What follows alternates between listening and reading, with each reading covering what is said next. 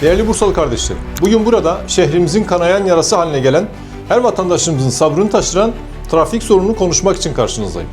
Sözüm öncelikle bu şehri yönetmekten aciz, çözümsüz ve vizyonsuz anlayışadır.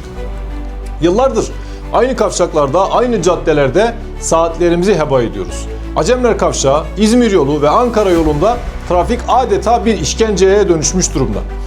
Daha önce sadece sabah ve akşam saatlerinde olan trafik sorunu şimdi neredeyse günün tamamına yayıldı. Bu sorun artık kronikleşmiş ve çekilmez bir hal almıştır. Bunun tek sorumlusu ise konser yapmaktan şehre yol yapmaya fırsat bulamayan zihniyettir. Yılbaşı için 2 haftada tam 20 konser planlayan, halkın parasını konserlere harcayan ama 1 metre yol yapamayan anlayıştır. Trafik sorununu çözmek aynı zamanda şehrimizin geleceğini, zamanını ve emeğini korumaktır.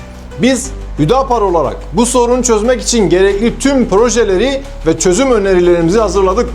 Çözüm önerilerimize kulak tıkayan bu anlayışın kaynağı ya beceriksizlik ya da siyasi iradesizliktir. Biz sadece eleştiren değil, aynı zamanda çözümün parçası olmaya hazır, üzerine düşeni yapacak bir siyasi anlayışın temsilcileriyiz. Taleplerimiz nettir. Acilen alternatif yollar ve bağlantı yolları hayata geçirilmeli. Akıllı ulaşım sistemleri tüm şehre yayılmalı. Maliyetine bakılmaksızın Davutdere metro istasyonundan Kestel'e kadar olan metro hattı ya yer altına ya da viyadükle yer üstüne alınmalı.